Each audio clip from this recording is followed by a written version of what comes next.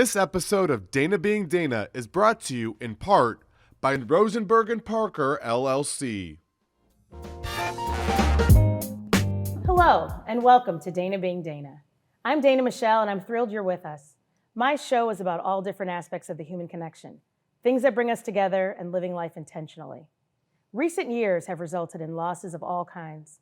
The loss of a spouse or a partner can be one of the most profound losses experienced.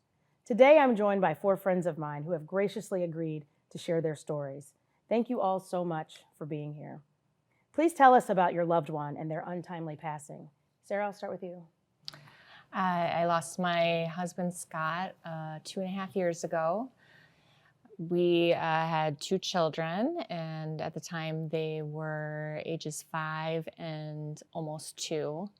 And it was a really unexpected situation where I went in for a routine endoscopy, was perfectly healthy, and a rare complication came up and caused severe pancreatitis. And I didn't know anything about the pancreas or what pancreatitis was like, but it was very severe, and he had a very difficult time in the hospital just recovering with that. And in the hospital for several months, ups and downs, a lot of downs, and unfortunately we lost him after a surgery in July of 2020. And how old was he? He was 36. 36. Wow. So sorry. Marlon? Yeah, I was married for 9 years to a wonderful woman named Diana, and I lost her in August of 2015 from breast cancer. She had struggled with that disease for about 4 years.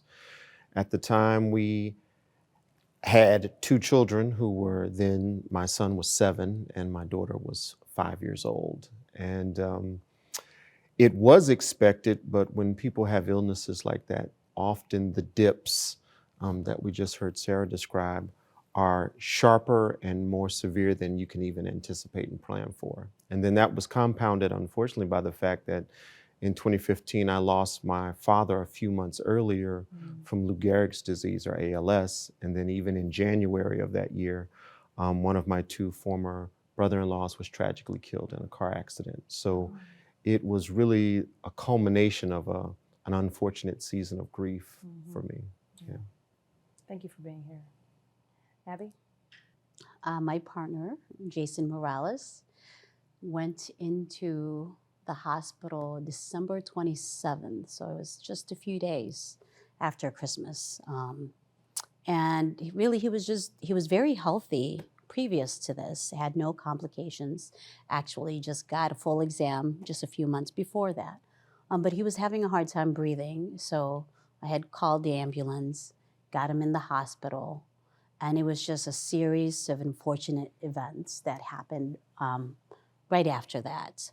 So it was a tumultuous month. So from December 27th to his passing, which was January 26th of this year, my world just turned upside down. We just had a baby.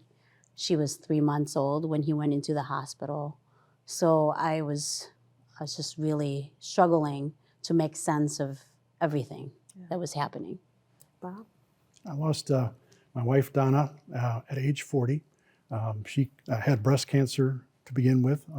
She was diagnosed with breast cancer when she was expecting our 3rd child, our son, Jacob. She was pregnant. She was pregnant. And a very surreal experience going into the chemo room with your wife hooked up while she's wearing maternity clothes. Right. But luckily, there was a chemo regimen in place that wouldn't harm the baby and would help her. So we went forward. And she fought it long and hard for 5.5 years. She was in remission, everything looked good, and then it came back on the brain, and that was just nasty. And so we lost her January 3, 2001, and the children were 5, 8, and 14 at the time. Wow. All of you have lost your loved ones with children at such young ages, and we'll talk a bit about that later on. But I first want to talk about you all, and what did you first think of grief counseling initially? What was your initial experience? What didn't work well? When I started out with the grief counseling and trying to do some sort of grief group, I quickly realized that there was no one else in my age range. And the people in that room had suffered great loss, no doubt, and had been married longer than my 18 and a half lucky years. But it just didn't feel the same. It didn't feel right. I felt kind of out of it. Meaning they were much older? Much older, than yes. you were. Yeah. And so I mean, it's like normal lifespan older Right. type thing. So it's different, I think, Yeah. to lose Very much. so young. Anyone else? I think having a loss during COVID was another difficulty where groups were not meeting. A lot of therapy was virtual and maybe not able to connect as deeply with a therapist. So for me, that support system and support groups were just not available during the pandemic. Yeah, and I think not being able to have those touch points in person really matters. Sometimes your support system in grief isn't who or what you would normally expect. Tell us about your support system experience and what you have appreciated about it. Well, I think for me, one of the things that happened was my wife had been a really dynamic person and fabric of various communities. And so my children were in a private school then in Philadelphia, Pennsylvania, and those moms, right? So I, as a dad, had never been a part of those moms groups, but the mothers and fathers at the school really stepped up. So whether I needed time for a play date or I had to go out of town for work, people who hadn't really known me but had known her really surrounded us with care and support. That's great. And that has been my experience as well. Jason Morales was a restaurateur, and so he had multiple restaurants he owned. And through this, he had created a community with people. He was a part of the community. And throughout my grief process, it has been a village that has come together to ease my pain, to just kind of check in. I would get random messages through Messenger or just a text from random people I never knew, and they would just say, hey, I'm really sorry you're going through this. We know how much connection you and Jason had. And I remember this one guy actually messaged me on Messenger just randomly, and he had said something so profound to me that really gave me a sense of peace. And he said, if Jason had a choice, Abby, he wouldn't have left you. That's And absolutely true. that gave me such peace. And it Yes. was just from a random person. It's beautiful. And it's interesting that it came from someone random and for you to find that peace. I think people often want to know how to best support people who are grieving. What can you tell folks who are tuning in about how to best show up? I'm not even sure, but Yeah. just be there. Yeah. It's very difficult for the individual to reach out, but sometimes we just need that extra something. And I was blessed that I have a good circle of friends that have been with me, and my wife had wonderful friends because she's such a wonderful person, and they would keep in touch with me. So that was very nice, very helpful. I think one of the things that overwhelmed me is when people would ask me, how are you? And to me, that question was upsetting because I'm not okay. Right. And so for you to ask me that, it was a trigger for me. No, I'm not okay. Can you please not ask me that question? Can you instead, just ask me how to or do something that will brighten my day. But don't ask me how I'm doing. Yeah, be present. I think often when people ask, how are you? It's well-meaning, but it also suggests they don't know what the experience is like. Right. And so I to have agree. this sense of someone wants me to give them some insight into a very profound experience that they've not experienced, that Yes. feels selfish on their part. But when people are just there and Yes. say, Marlon, we're making dinner this week and we're having guests. Can we bring over some food for you? Right? Perfect. Yes. That's doing something. And so I think when people just show up and do things that are helpful, that matters more than trying to find the right words to say. Who cares for the caregiver? A lot of you were caring for loved ones when they were ill in the hospital or not. What types of self-care do you employ for your own therapy?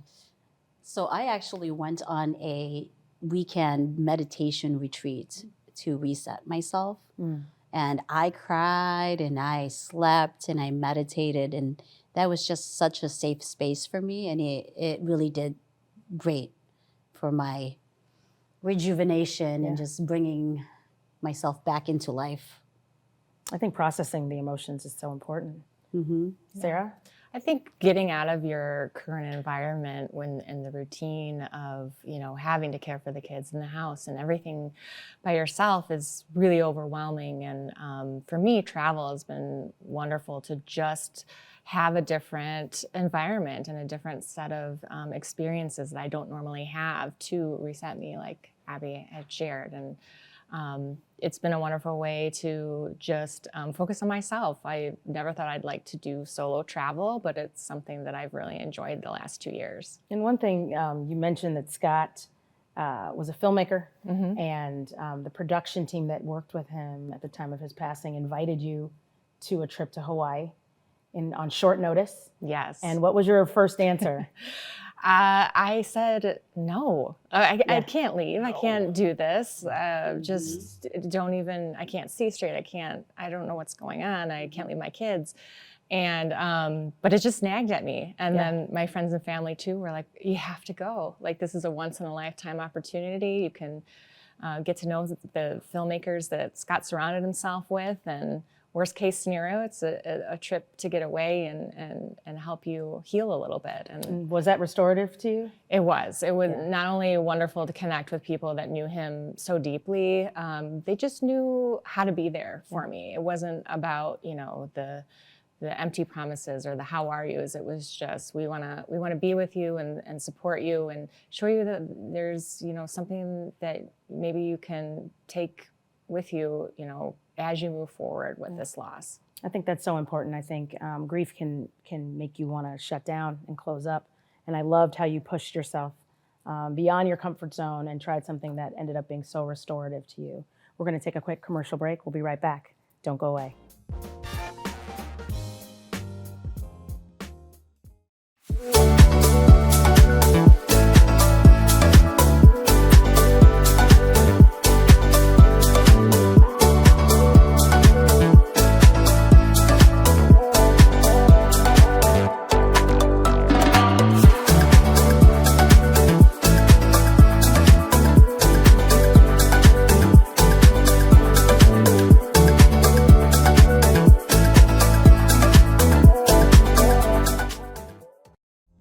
This episode of Dana Being Dana is brought to you in part by Rosenberg and Parker, LLC. Welcome back to Dana Being Dana. We are talking about grief and loss and losing a spouse or a partner. Can you guys talk about how you've explained your loss to your children? They were so little at the time of your partner or spouse's passing. What did you say? Well, my wife had been struggling with it for some time, and she had been in ICU for some time, and reached a point where the doctor said, "We've tried everything. There's just nothing left." And so that was a difficult conversation to have with my children. But they were.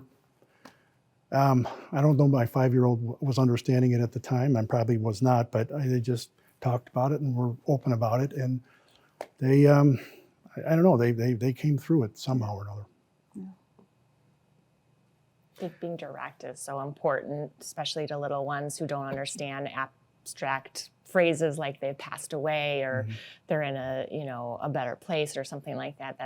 Doesn't make sense to them. So using really frank language is difficult for us as adults, but for children, it really puts it in more concrete terms so that they can understand. So I've made sure to use that kind of language, as well as just give them space to be open about their grief and talk about their dad, and that it's not, something that should be awkward or faux pas for to cheer about their dad. So it's, I think, helped all of us go through the grief that way. Tell us about your experience as a single parent and raising your children on your own. I always need help when it relates to hair. So my daughter is now 13, but I've had a long journey of videos, of refers to salons and dealing with cousins and grandmothers and friends. So I've had to use a wide network as it relates to hair, because that is not my thing. But now you're the hair connoisseur. Hair man. I can tell you what YouTube channel to watch. I do recall, I mean, I had daughters going through middle school and high school at the time, and I didn't have any sisters. So this whole middle school, high school thing was just, the girls was just a mystery. I walk around just trying to figure it out and make the best of it. And there you go. Yeah, yeah. I've really learned to lean on my support system, and I've mastered asking for help, and I've mastered accepting help. And that was something that I struggled with a lot, because I feel like I just try to do everything on my own. And that's when I noticed that I was feeling overwhelmed and beat down from life. And I started asking for help, and that made an upward turn in my situation. Yeah. So utilize your support system. That's right. Yes. That's right. We all need somebody to lean on. You all are fabulous parents, and you're raising these beautiful children on your own. Some of them are grown now. What about your spouse or partner do you see in your kids? Because I know they are showing you traits, showing you energy that is reminiscent of your loved one. I see all the good things. I enjoy just being around my children and watching them and interacting with them, because I see so much of my wife. Mm-hmm. And it's such a strong feeling that way. And it's nice. Yeah, it's beautiful. For my daughter is just 1 now, but I watch her, and when I watch her, I can notice that she sees the world differently than I do. And that reminds me of my partner, Jason. He was a visionary. Yes. He never saw things as a normal person. He always saw them differently. So when I'm watching her, I can see that she sees things in a different way. And that reminds me. She looks just like him. She do that too. They say she looks That just too. like him, but has Yes. your fire. Yes. Which is a beautiful Yes. combination. Great Beautiful combination. little girl. Beautiful little girl. Yes. What are you most proud of when it comes to your children? I think that when I think about my 2 kids, is the ways they've simply gone out into the world. I mean, it's typical that parents want to give kids a better life than they've had.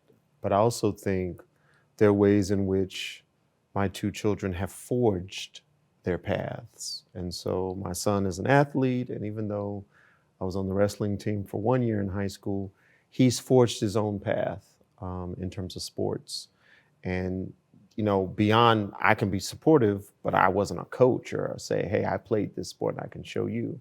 My daughter has a lot of compassion and sensitivity, which people saw in her mother at this same age. So I see the way she wants things to be fair and just, particularly for her friends. And she's often been in situations where she speaks up for other of her peers.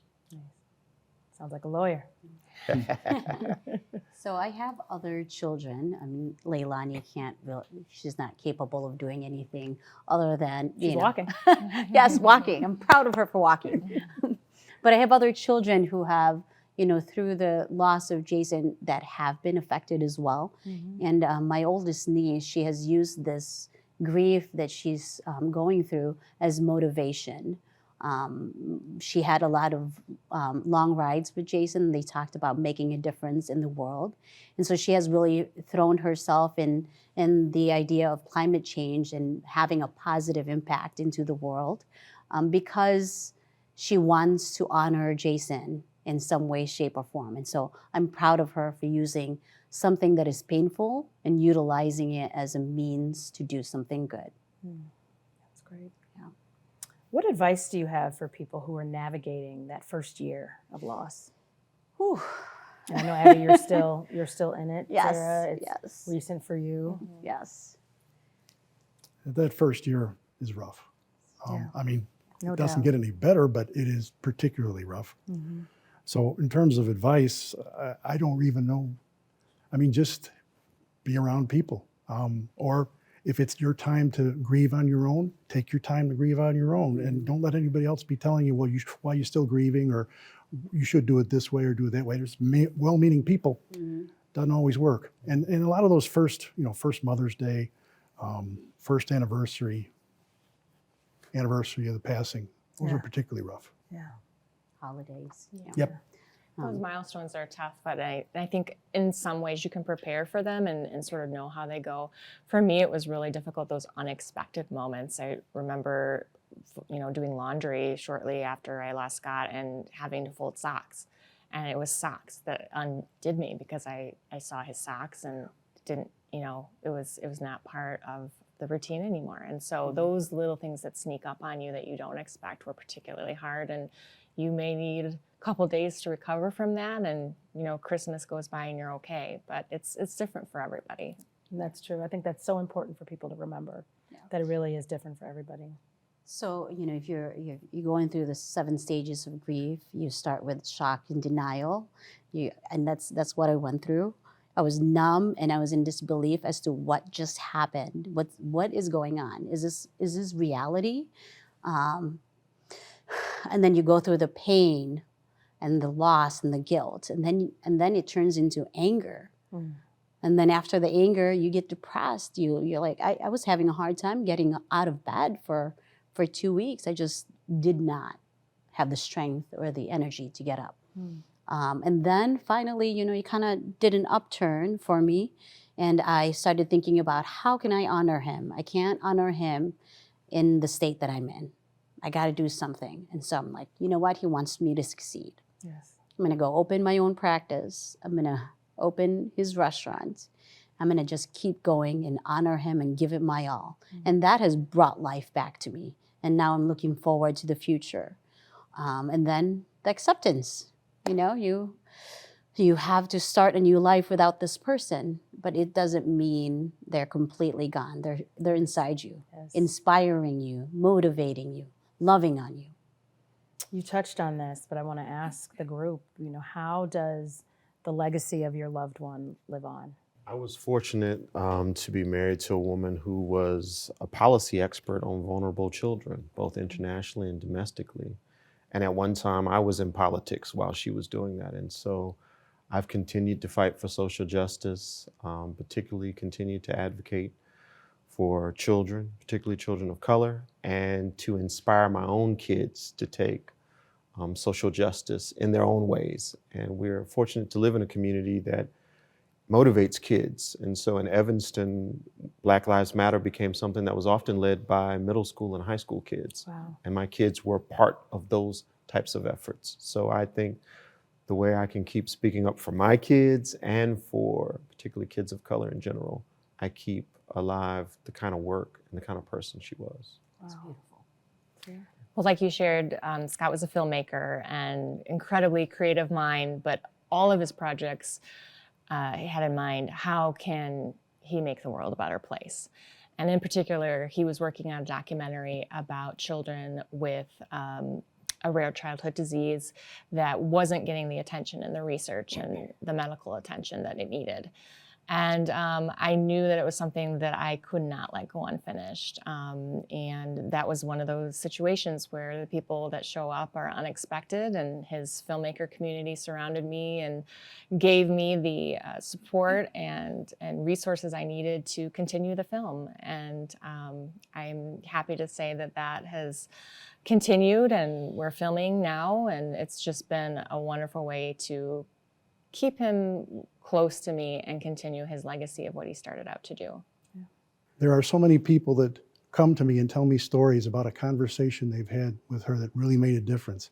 And I know the amount of empathy she had, how intuitive she was, and how caring and concerned about all people.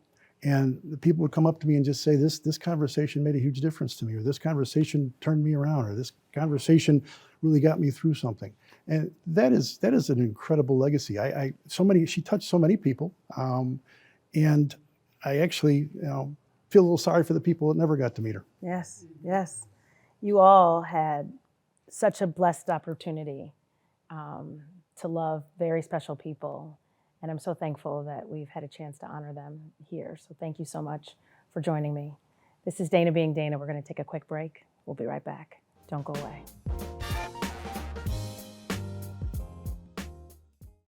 Stay in the know at home or on the go with NCTV 17 News Update. This quick recap of everything happening in and around town will be delivered straight to your email inbox for free. Sign up today. This episode of Dana Being Dana is brought to you in part by Rosenberg and Parker, LLC. Welcome back to Dana Being Dana. Joining me now is Heather Parker, who is a estate planning attorney. Can you talk about the importance of estate planning? Well, the term estate planning can be overwhelming. People think that it applies only to the extremely wealthy and the people that have significant assets to protect, but it really applies to everyone. In its simplest terms, it just means making a plan for the control of your assets and your beneficiaries at the time of your death and at the time of your incapacity. So, and it's true that there's a plan in place by law that will happen unless you do something different. There is. Like a will. Correct. If you don't have a will, the state has a plan for you. It's laid out in the Illinois Probate Code. That is the law of intestate succession. So the best way to have control over that and make sure that your plan complies with your family's values and priorities is to sit down with an estate planning attorney and go through and make a plan for that with a will and a trust for your assets and your beneficiaries at the time of your death. And also we can do some planning for times of incapacity as well. Mm-hmm. Can you talk about the differences between a will and a trust? Yes. So a will only controls things when you pass away.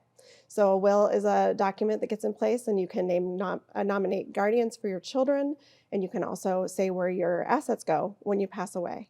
A will has to go through a probate process in court, and at that time they would administer your estate that way.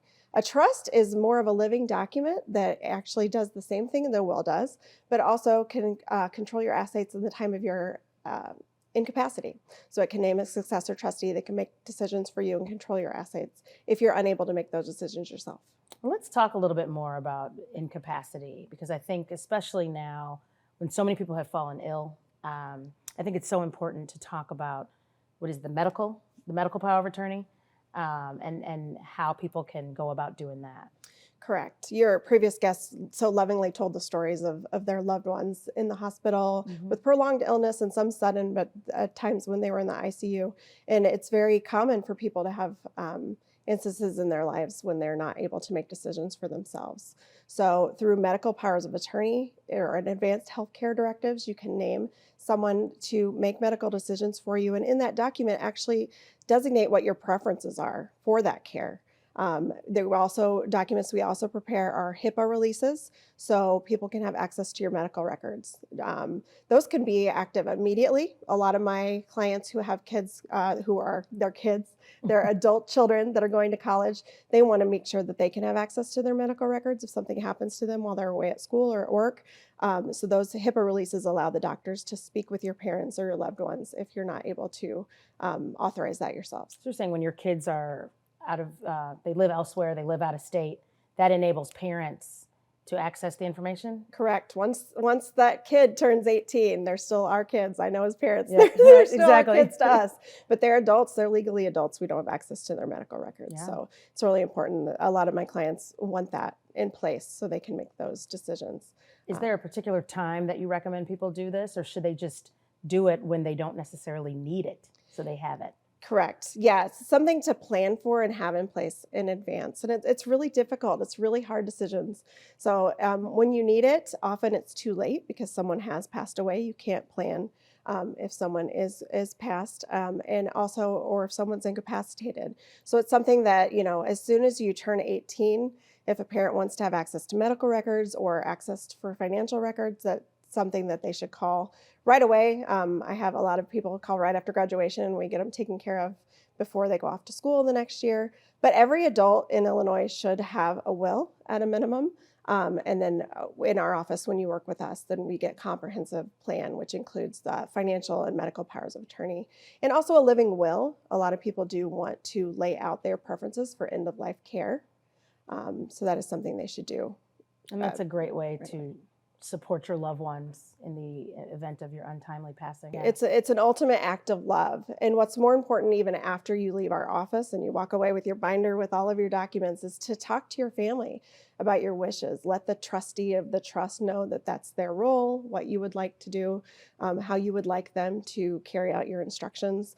We can provide you with a manual it's essentially what a trust is a manual to walk through what your desires are and what your intentions are and direct those things. But the next step is communicating that to your family, having those conversations to make sure that they will fulfill your wishes. Your plan is better than the state's plan. Absolutely. It always is. Yes. Grief is something we all experience at different times and in different ways. I hope this discussion is helpful to everyone who has lost someone close to them. May you feel comforted and not alone. May we all feel inspired to show up more for others with compassion and love for those grieving. And we allow them to do that in their own way and not in the way that we think they should be grieving. Thank you to my guests for joining me today and for trusting us enough here at NCTV to share your story. Special thanks to Rosenberg and Parker, LLC, for the work you do in this community to help people plan for the unexpected.